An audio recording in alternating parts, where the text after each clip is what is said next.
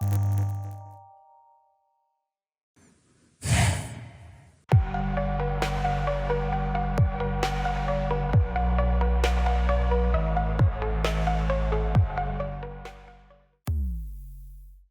morning, everyone, and cheers. So you probably know why I'm making a morning video, and it's because quantum stocks across the board are going straight to the moon. We haven't seen price action like this since before the quantum crash back in December after Google Willow. And I think the catalyst of Nvidia GTC coming up next week. We saw D-Wave today, 40% on the day at one point. At the time of this recording, it's at 37% gain. We see Rigetti up 21%. We're going to go into all these quantum stocks. And if you like content like this, if you're interested in quantum computers or quantum stocks, you found the right channel. Make sure to leave a like or subscribe if you feel I've earned it. Let's just jump right in. Okay, so heat map. What are we looking at today? What is this color? What are we looking at? We're looking at a lot of green at the moment. Now this can change. Market's still open, and it's early in the morning here, but we see Nvidia has gone up by 4.6%, Amazon by 1.7%, Meta by 2%, Microsoft, and we see green essentially across the board and in different sectors. Let's take a look at the Qs. The QQQ has some nice structure, and we had some consumer data come out this morning and saw a drop, but it's recovered from that and it's actually testing new highs of day. So we're so far. I want to say this: we're having a nice recovery day across the market and across tech. So now let's take a look at quantum. So I had to bust out the nerdy shirt for today because look at this watch list.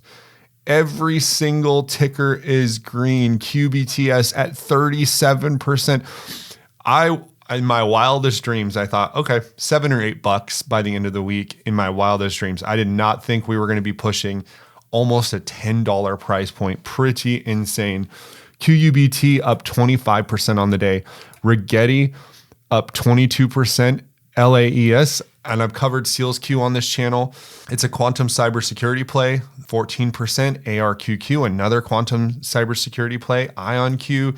A lot of these quantum stocks are seeing just nice movement. And then in our large caps, we see Amazon up 2%, Microsoft up 2%, and Google up 1%. And we know that these large cap companies also have quantum plays, including IBM, who has seen a modest gain today.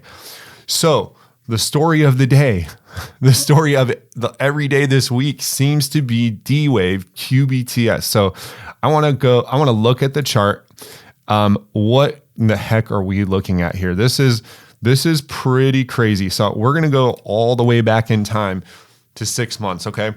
If you followed this channel for a while, you're very aware that the quantum crash happened. We saw prices in the fours. We saw consolidation pretty much around $5-6. And now we're recovering. It looks like D-Wave wants to get back to its pre-quantum crash price level, which is that $9.5, $10 price level.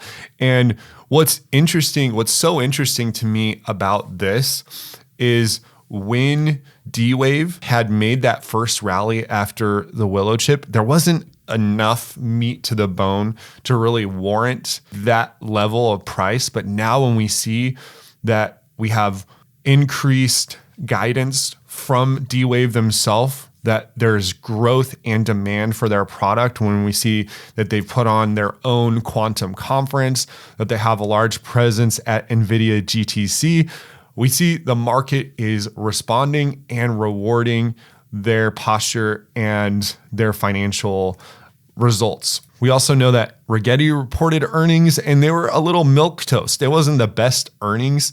And D-Wave also had mixed earnings. We know that quantum can be a speculative investment. We know that technology is developing, but what D-Wave is doing is they're establishing themselves as a quantum solution now that works right now, today, serving commercial clients, which is a very powerful message, as a lot of companies are still trying to get their bearings and get their technology up to speed.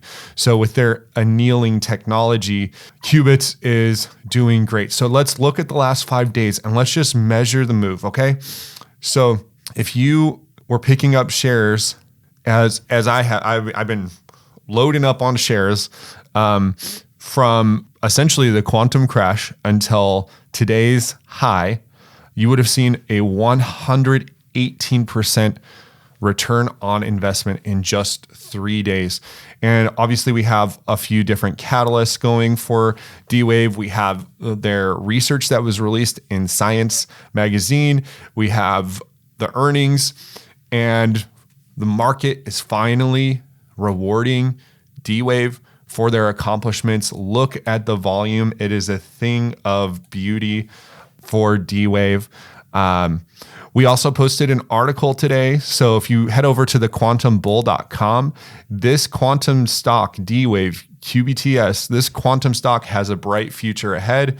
So this article has some coverage on the earnings report, a quote from TipRanks, some financial performance, upcoming catalysts. If you enjoy quantum computers or quantum news, definitely make sure to bookmark the Quantum Bull.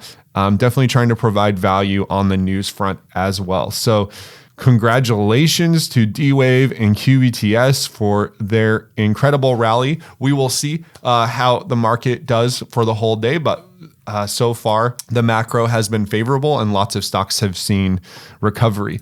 We also see Rigetti has seen very nice volume and a pretty significant move. So if we measure the move from the close yesterday to today, we see a 24.6% return on 129 bars in a single day. So there is definitely a renewed interest in quantum. I think a lot of this can be attributed to some of the names on that quantum panel next week. So let's take a look.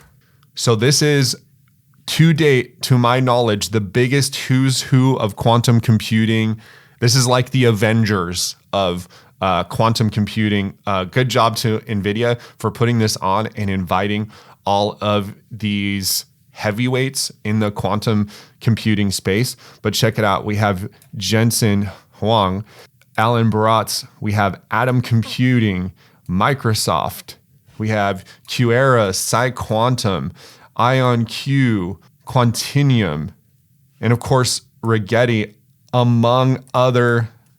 And of course, we also have Rigetti as well. So who's who of quantum computing, where we are and where we're headed. Definitely a panel I will be watching and providing coverage on. Super excited for that one. And wow, what a day in the market for quantum computing stocks. I mean, it's really nice to see. I want to give my best guess to why this is happening. Obviously, we have the catalyst that we've talked about, but there was a lot of excitement for quantum before Jensen's comments. And then investors got really scared. Oh, this is 15, 20, 30 years away. And that had a notable effect on investor sentiment. And a lot of these stocks to this day have not recovered from those comments. But we are seeing that some of them are starting to look for their pre-quantum price, pre-quantum crash price, including D-Wave.